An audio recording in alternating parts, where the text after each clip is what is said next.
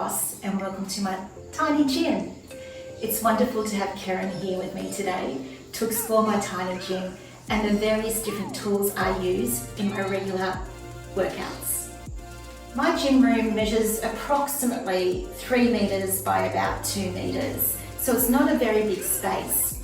I line my gym floor with these rubber mats to not only just protect the floor, but also to protect my body and soften any impact activities I'm doing during my regular routines. As you can see, I have different equipment sitting on the floor, ranging from Swiss balls, through to kettlebells, some rollers and sticks, mats, and yoga blocks. I find with this basic equipment, it does a complete workout for my body.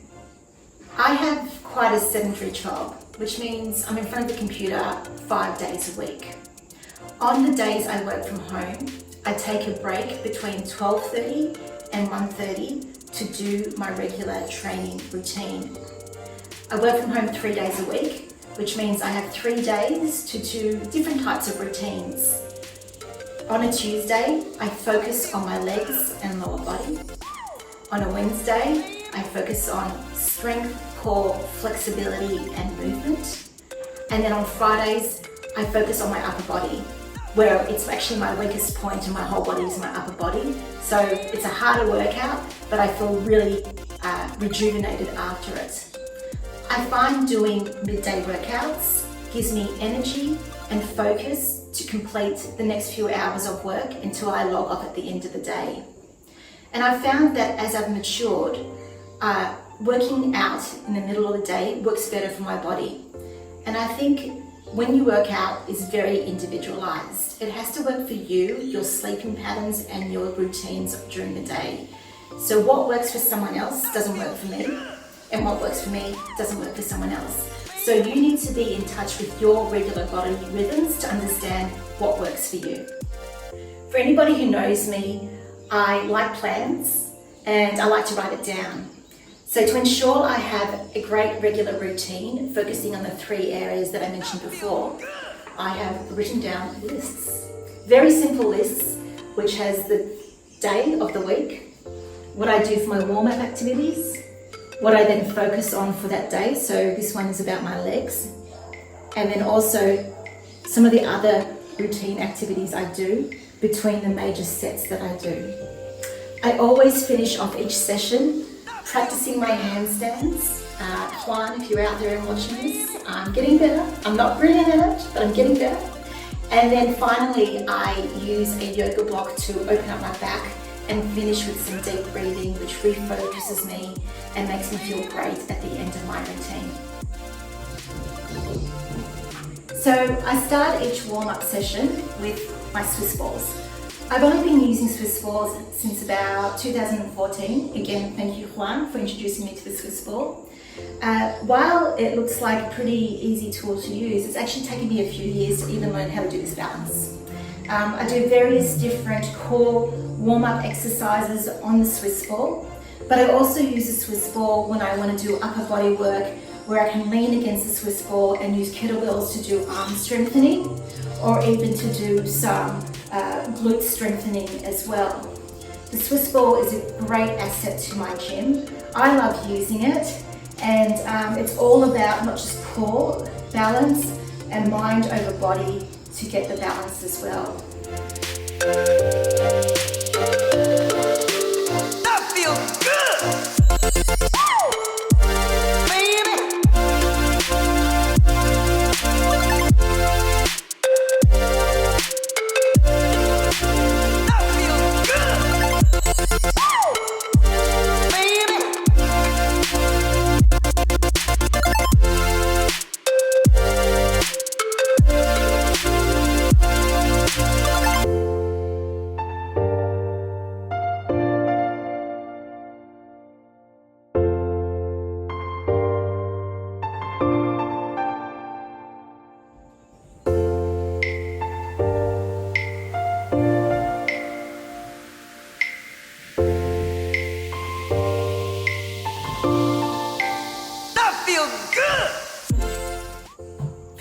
who are regularly watching Keren's videos, and if you're not, you should be, you will have seen a number of fantastic videos of Tully using his stick in the gym and actually opening up his shoulders and back muscles as part of his routine. This is a stick from Bunnings. It doesn't cost much money, just a few dollars. And I also use it as a warm-up exercise to really open up my shoulders and just warm my arms up as well. Again, because I'm so sedentary in front of the computer, I need some movement. And thank you again, Juan, for showing me this exercise. So essentially all I do is I just put it behind my back, open up my shoulders, warming up my arm muscles at the same time. I also put it behind my shoulders and I move it back and forward just to really start warming up the back, especially on days where I'm doing upper body work. And last, and a bit of a surprise for Keren because we were talking about this over our chat a few months ago, I use this stick to do a little bit more of a challenging move. And that's putting it down near the ground and trying to step over it unsuccessfully first time. And this really requires a lot of balance, core muscles, and movement in the legs to move up and down and over it. And I find this is a really good way to not just warm up the upper body, but also to focus the mind on the balance and feet exercises while I'm stepping over and behind. For those who live in a much more tropical environment like I do, a great addition to your tiny gym is chalk. I bought this ball of chalk 3 years ago from Rebel Sport. Not trying to drop names, but I'm just letting you know where you can purchase one, and it still lasts me this long. I find putting some chalk on my hands provides greater grip, especially when I'm perspiring a lot during my workout. Now with my kettlebells, I think a lot about the positioning of my body, my breath, and my core muscles before I even touch them. So, for example, I'm going to put my chalk down for a moment. I breathe in, I get my body ready, tummy's in, core strength is on, and I'm allowing the natural flow of breath while I have my core on. I'm now going to lift the kettlebells, and I'm using a technique, again, that's taught to me by Juan, which is basically holding the kettlebells as close to your body as possible as you lift, so it looks like a zipper action, and putting them just here below my neckline, resting against my upper shoulder area.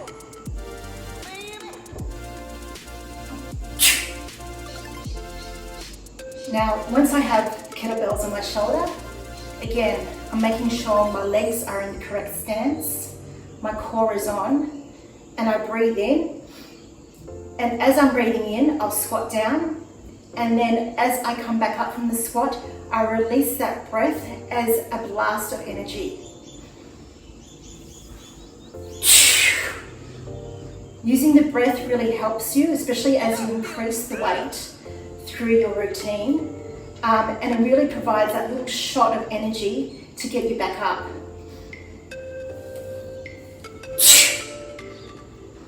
Again, I'm thinking about my core, my shoulders, my arms, and also my lower back as I release the kettlebells back to the floor. As I mentioned earlier, I use my kettlebells for a full body workout. So on Tuesdays, my leg workout, lots of squatting, split squats, focus on the lower body. On Fridays, the upper body, I also again use the kettlebells, but I use it more for strengthening the upper body. And so I do a lot of cleans and presses into the air. Again, the approach to it is very similar to the squats. I'm thinking about my core and my breath. And I'm also putting my arm out to balance as well. And then again, breathing in and then breathing out to push up into the air. And back down. I tend to do 5 on each arm. And then once I finished 5 on each arm, I move on to the next heaviest weight. So I start as a warm-up with my 10 kilos, I move to my 12 and then to the 16 kilos. Now once you get to a heavier weight, well, especially for me, I actually need to use my knees to really pump me up because my arms aren't that strong. So what I do there, just using the 10 as an example, again, I lift it up, and then I'll bend the knees and push it up to give me a little bit more power. And I find using that power, I'm able to lift heavier weights.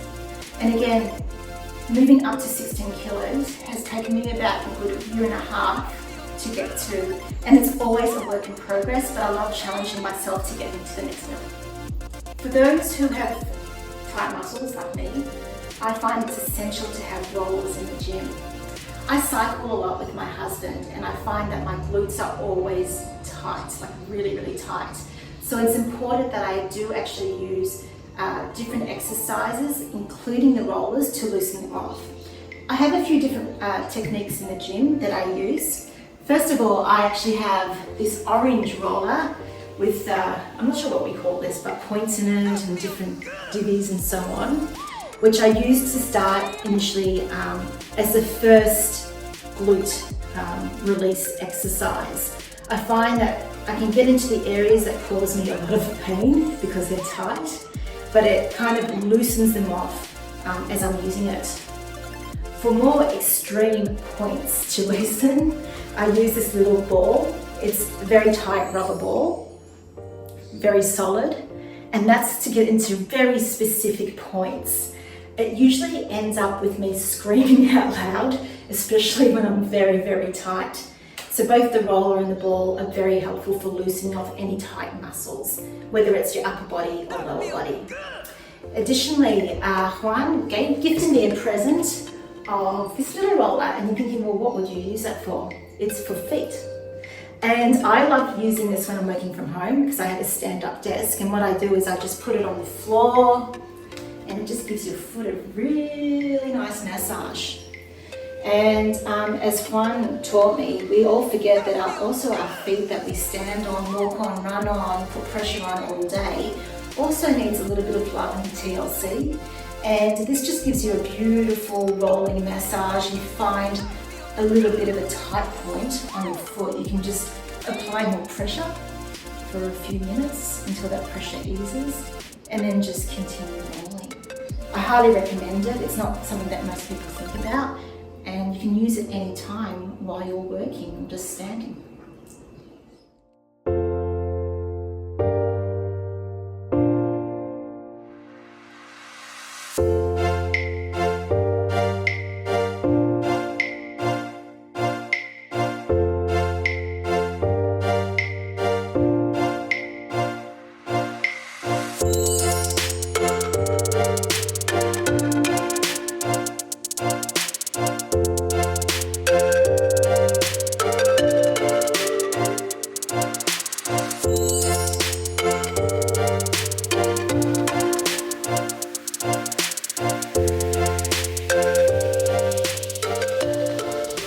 One of the wonderful items I have in my tiny gym is the yoga block. These ones are made out of cork, so they're great in terms of breathability and so on. I not only use them for a bit of strength exercises and for other exercises where I need a bit more height off the floor, for example, but I use this as a key tool for the end of my routine. Specifically for opening up my back, and I can do some deep tummy breathing, and it just centers me again before I have to leave the beautiful tiny gym to go back to my workspace. So I'll give you a bit of a demonstration. First of all, it's really important to note, you don't have to start with yoga block at this high point. When I first started using the yoga block to open up my back, I actually started at this point. Once I did that for a while, I then moved to this height. And then once I got comfortable with that, the next challenge was to move to the foot height. And this is how I'd like to demonstrate it. Try and get your behind as close as possible to the yoga block. The yoga block should come up into the middle part of your back. For any ladies out there, that's your bra line. Make sure you position right in the middle. Get really comfortable and open up. And quite often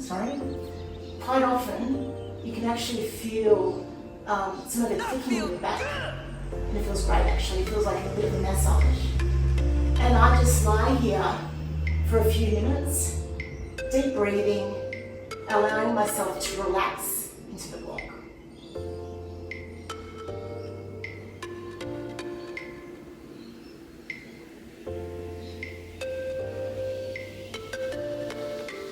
That feels good. Now to come off the yoga block, you really need to support yourself. I always recommend putting your hands next to you, slowly coming up so you don't hurt yourself. To finish with, we're going to do some handstands. Now as a young kid, I could do this all day long, including cartwheels, somersaults, you name it. But it's amazing as I've matured how I've lost the ability anyway to hold a handstand, do a handstand. So Juan had to retrain me from the beginning. I'm not perfect, nowhere near perfect at all. It's a work in progress and it's a great challenge. So let's finish it off with some fun and doing some handstands.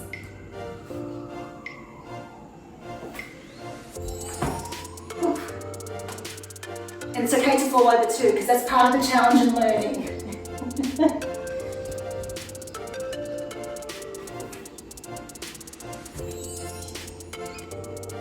Thank you for joining me in my tiny gym today, my little tiny gym.